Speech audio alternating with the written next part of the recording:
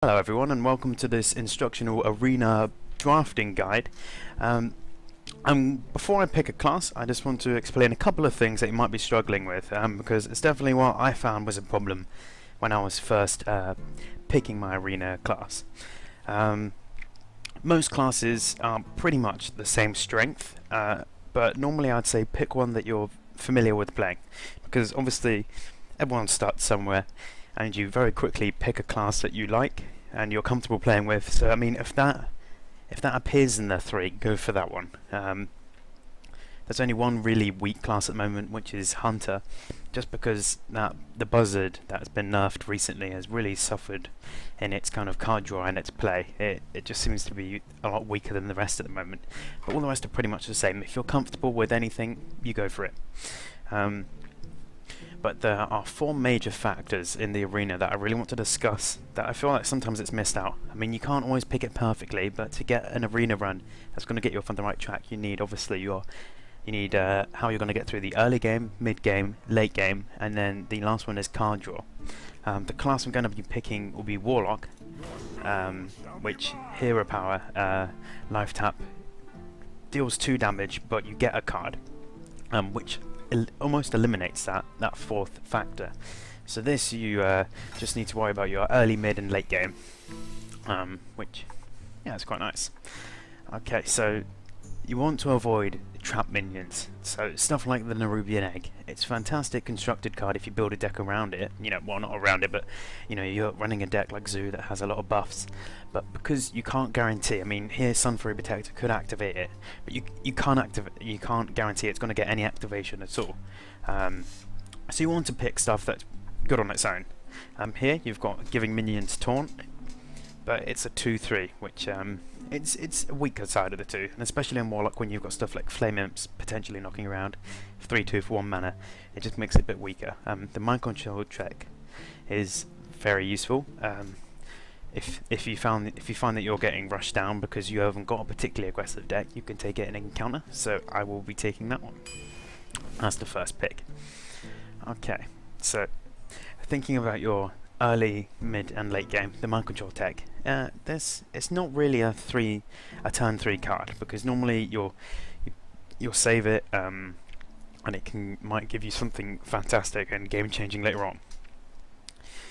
So for here, it's about not picking the weak card, and here it's Elven Archer that's particularly weak. You might think, oh, okay, 1 mana, I can play it on turn 1 and I can deal 1 damage to the face, but it sounds amazing when you first start playing, but it's not good.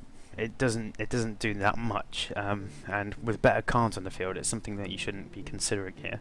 I mean, Spectral Knight, it's a very nice 5, 4, 6, that's decent stats. But the Haunted Creeper has really nice stats because if it survives board clear, well, the Haunted Creeper doesn't, but its Spectral Spiders will, which is very nice. So we'll take that to help secure the early game.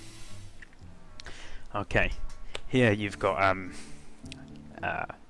well, quite strange choices actually. The Sunfury Protector again, it's a 2/3, it's pretty standard. The Deathlord, yeah, I can see it has its place in constructed in various certain decks, but with Arena, people are picking mainly just minions and removal, and Deathlord, if that gets removed, it puts a minion from their deck on the battlefield, and unlike constructed where you can pick out something like Novice Engineer or something super weak that there's lots of, like you can bring out an Undertaker and you can deal with it pretty quickly. In Arena, a lot of people are just picking minions on their face value, so it's normally going to pick a much higher quality of minion than it would in constructed here, which is really scary and you don't want that. The Gadget Sound Auctioneer, for 5 mana to 4/4, which is weak for 5 mana. Like, for that you can get an Azure Drake, which would draw you a card and give you spell damage. But I mean, it is card draw, but my hero ability has that covered, so it makes it weaker. So I just treat it as a 4/4, which makes it not good enough and gives the Sunfury Protector the pick there. Okay. So now you might look at these cards and you think, okay, the 3 mana 3/3, it's the same as the mind control tech, which is true. But it has taunt, and you're like, okay, that protects my face. It's it's a very meh card, because if you know the technical term meh, because if the enemy has played a 3/2 and then you're playing this, you're effectively spending one more mana and a turn that's more important just to be food for their turn 2 play. I mean, you know, obviously if you can't do anything different, you know, you can't make a better play, yes, acceptable, but you want to be making picks that are giving you the advantage, not just keeping the board clear. You want to have your presence on it and keep that board control in arena. That is one of the major factors. Ogre Magi are 4 mana 4/4, which is, you know, better than the Gadget San.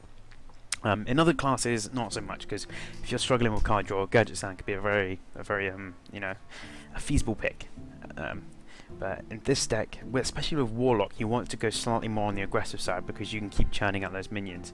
And the Zombie Charm is one of those fantastic board control. It's half price Sun Fury Protector, and it restores 5 health, but if you get it out on turn 1, it's just picking off minions. It usually doesn't heal, but if it does, it's not a big deal. You just wanted to keep that board away from your opponent.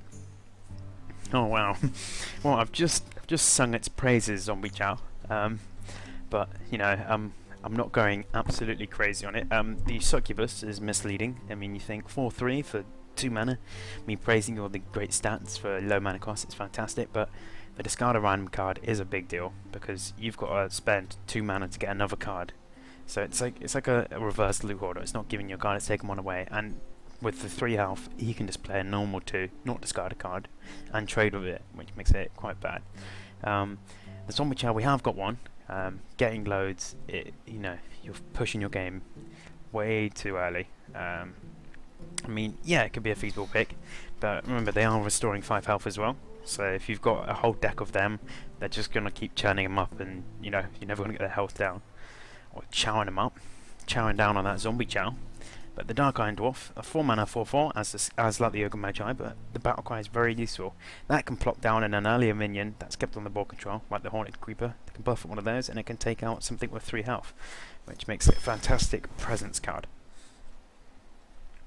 Okay, here, the first card that you might think, just because I haven't got late game, and you think, okay, that's pretty good stats, is the Core Hound, but nope, the 5 health is horrific. Like, yeah, honestly, it's horrendous. It'd be better if it was 5/9, because it's just not enough. Especially when you get into late game, a lot of things can deal 5 damage, and then that is 7 mana wiped off the board instantly.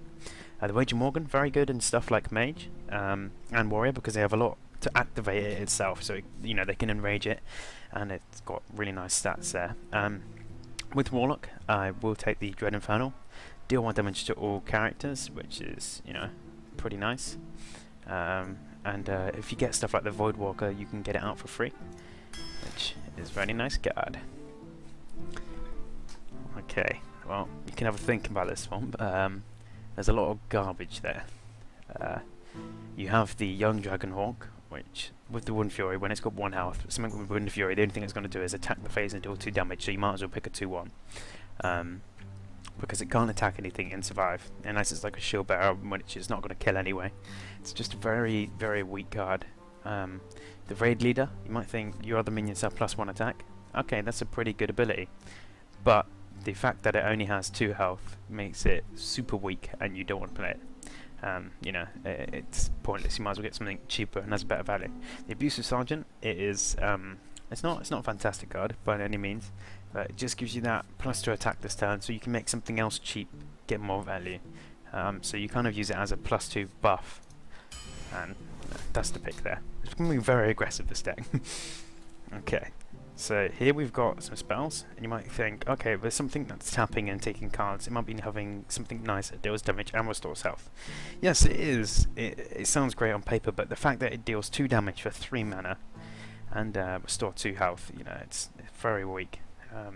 When you've got stuff like the Soulfire, which for 0 mana it deals 4 damage, it does discard a random card, which is obviously its major downside, but it can be absolutely game changing, this card.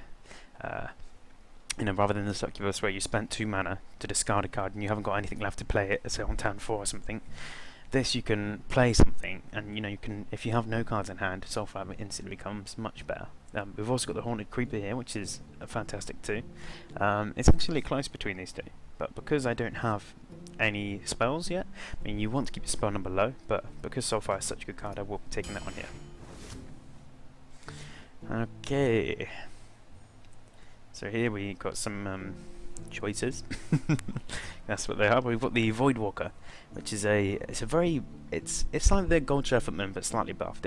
It's not good enough. Like the one attack, I mean, it loses to anything. If on turn 2 they play a 2/3 or a 3/2, the Voidwalker, if it's just 1 versus 1, it's gonna lose out.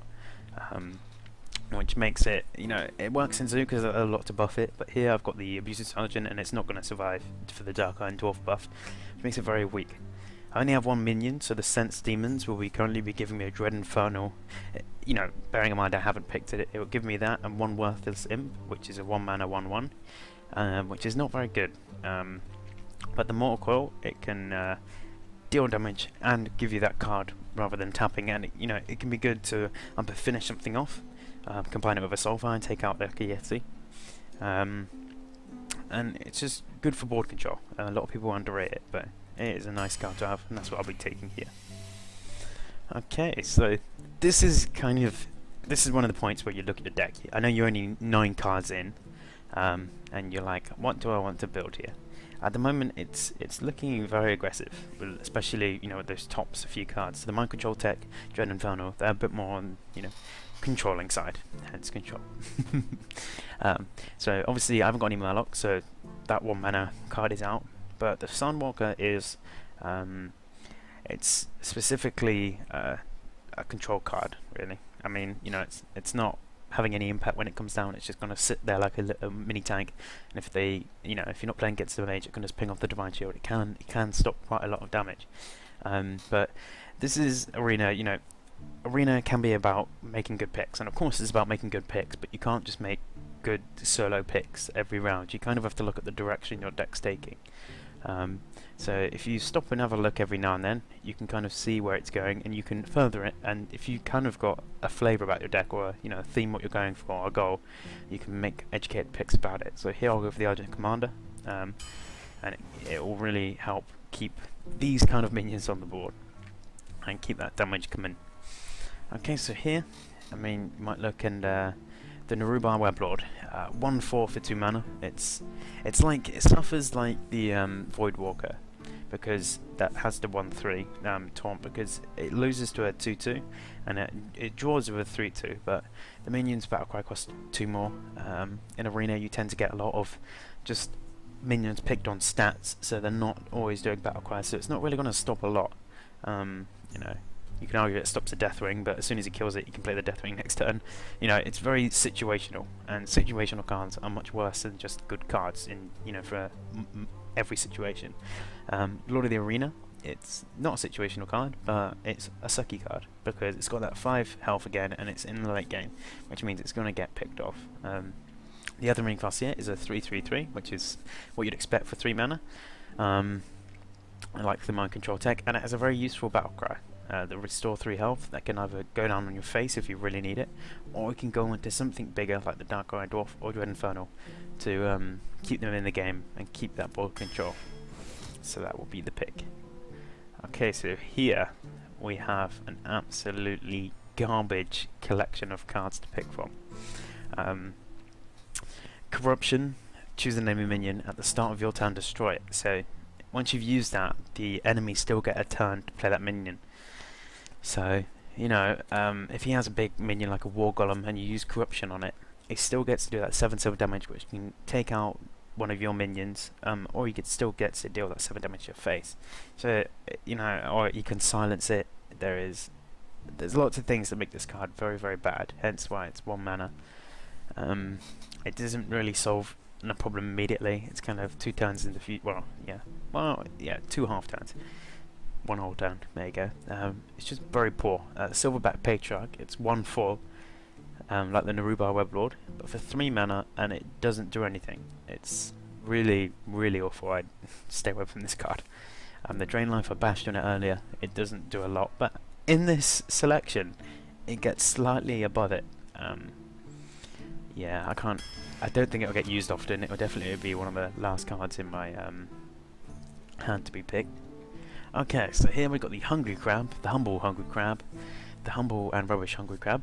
Destroy Murloc again, +2/+2. So it has the potential to become a 3/4, and you look at it and you think, oh, okay, fantastic. I mean, it might tempt you if you saw it earlier, you'd pick it and go, oh yeah, I'll pick a Murloc later. But then you're picking 2 cards just based on buffing this, and then you might pick it and go, okay, well the enemy will pick one. I mean, that's very situational. You need to have Hungry Crab in your hand at the ready to munch it, and I mean, if it's any more than turn 1, why are you playing that card? That's situational when you could just pick a minion with better stats that you could play without requiring that Murloc, which makes it a very bad pick, and do not pick it. Unless you absolutely have to. You're up against 2 corruptions.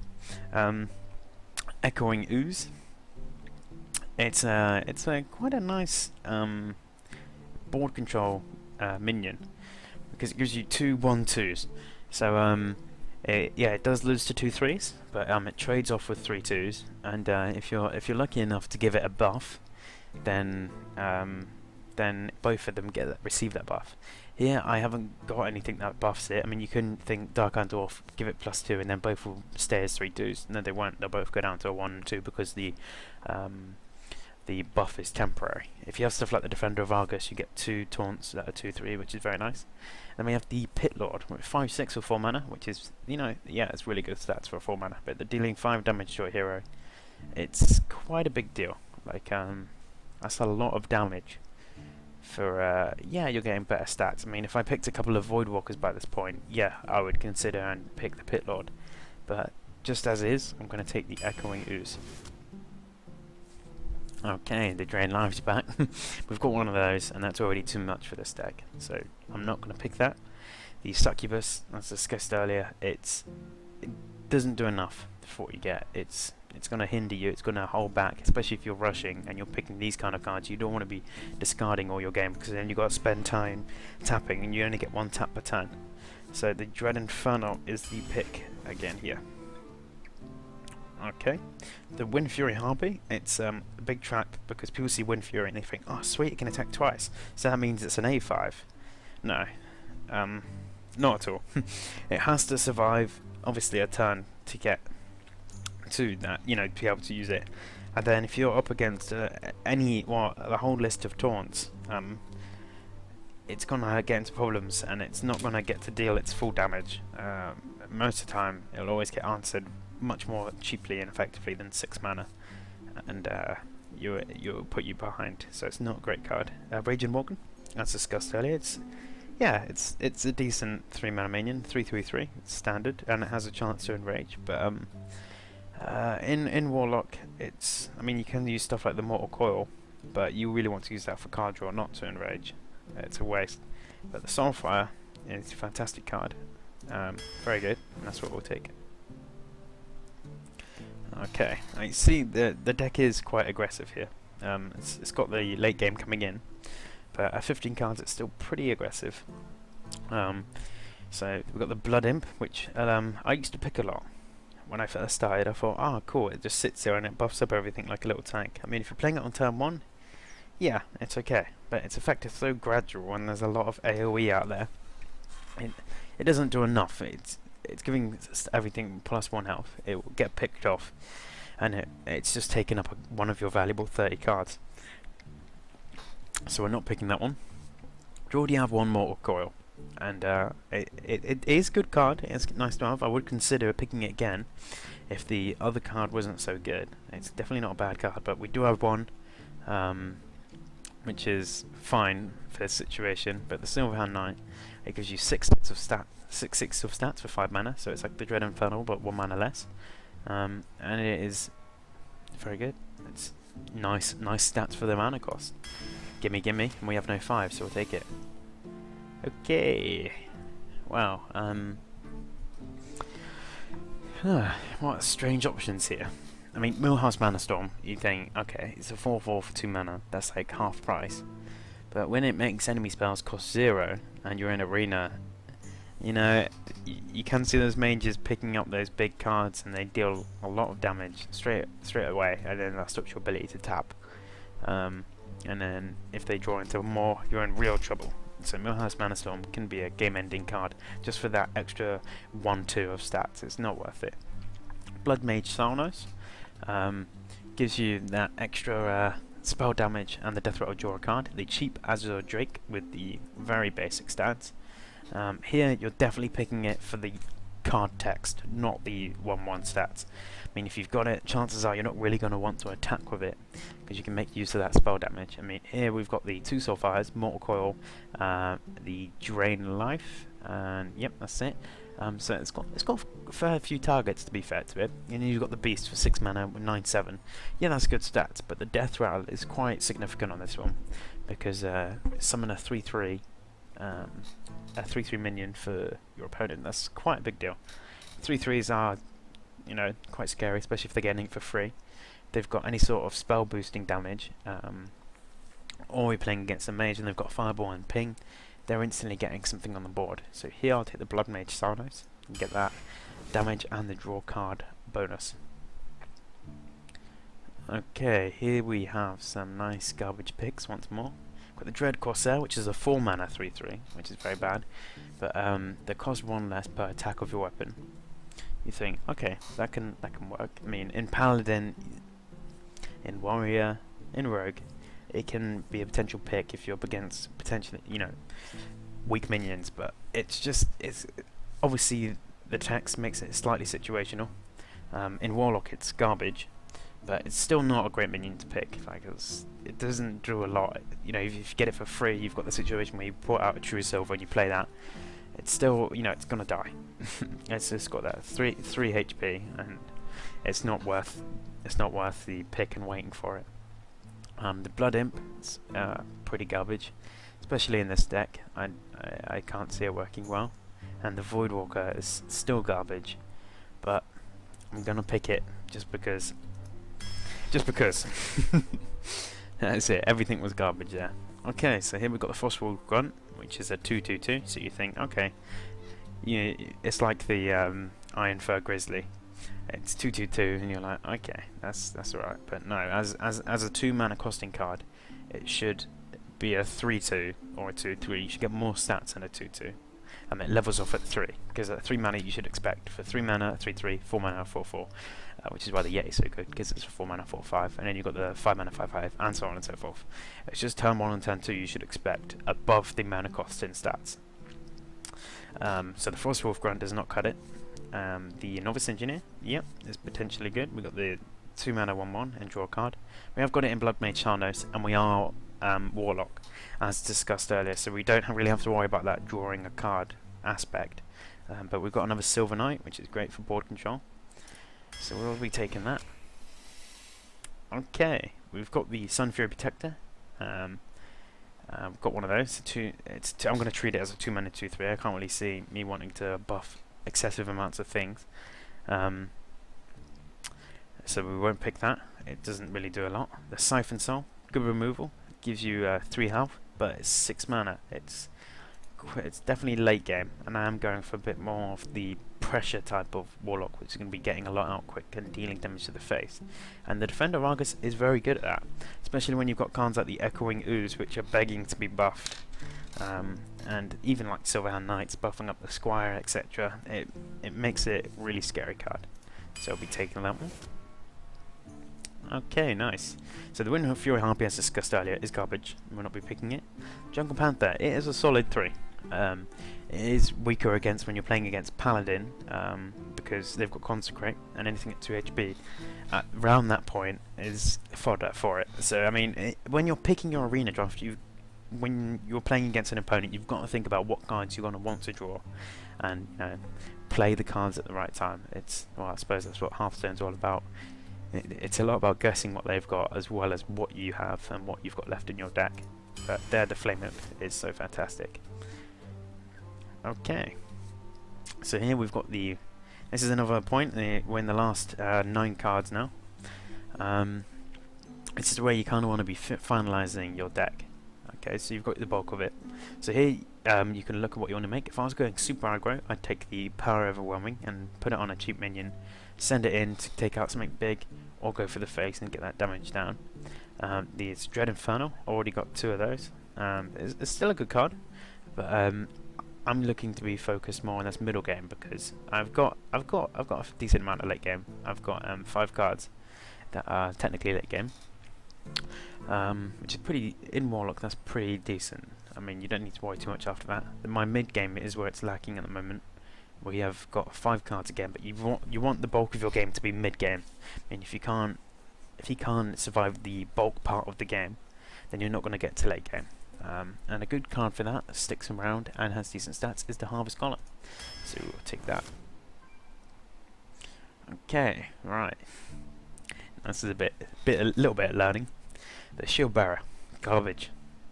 It's like, 0-4 for 1 mana. That's above. That's like, you know, like 2 mana almost worth of stats. But no, I mean, even if you've got stuff to buff it, if that gets silenced, you've got a useless card on the board. It's not gonna do anything. It's just gonna make their minions run into it for like 1 turn, and then you're not killing their minions. It's just all kinds of bad. Just leave it. Just the Gurubashi, 5 mana 2/7 with the text whenever this minion takes damage, gain +3 attack. Yeah, it's it can be decent when you've got, again, like Mage or Warrior, where you can enrage it yourself. But in Warlock, no, not so much. You have your Silverhand Knight, which has all its stats up front and presents a threat that if it isn't dealt with, you don't need to worry about trying to buff it up yourself. You just leave it be and it will do its thing. But the Mad Bomber, deal 3 damage, randomly split between your characters. If it's the first card down and your minions played 1 health minion, it's very good. It's very nice early board game control. So that's what I will be taking. Okay. Well, the Mortal Coil back, it's a good pick, but not here. The Stormpike Commando is yeah, it's a good pick. The deal 2 damage comes in at a nice burst and gives it so much more worth than the stats it has, because the stats it has for 5 mana are absolute garbage. But we will not be picking it here. The winner is the very humble Chillwind Yeti. I have very few 4s, just the 2, but they are of good quality, and this is going to make a trio of decent 4s. Okay. Ugh. Reckless Rocketeer, you can treat it as almost like a spell. It'd be a 6 mana, deal 5 damage. You can compare it to the Druid Starfire, but that does draw a card. And Reckless Rocketeer, I mean, and Starfire, you can target anything. Reckless Rocketeer has to abide to minion bounds, well, minion rules, which it will have to take out a taunt. So if he's got anything like an Ironfur Grizzly, it makes this redundant. Makes the card very bad, so we're not going to pick it. Succubus, as discussed earlier, bad, don't pick it. But the Worgen Infiltrator is one of those minions with 1 HP, which kind of shines through because it has stealth. The way to play it is on turn 2, if they haven't played a minion, you don't want to attack it, you just want to kind of leave it on the board. And then you can play it through that way. So that will be the pick here, and it will add to the aggression that this deck is offering. Okay, right, last 5 picks. Okay, the Crocolisk, it's a fair 2/3. It's just a 2/3. We have one of those, and I don't really rate them as much as the 3/2s, especially those with text. The Nubar Weblord, garbage, as discussed earlier. The Senjin Shieldmaster is a very nice 4. It's a taunt with decent stats for 4 mana. It's 1 less attack than the Chillwind Yeti, but can be. It's not really a game-changing card, but on turn 4 there's not really much else. That's kind of a perfect play. It fits in nicely to this deck as well. Okay, so we've got the Hellfire, which it can be good if you're getting a very control kind of handlock. No way. We're not building a handlock deck, and you will not ever build a handlock deck in Arena.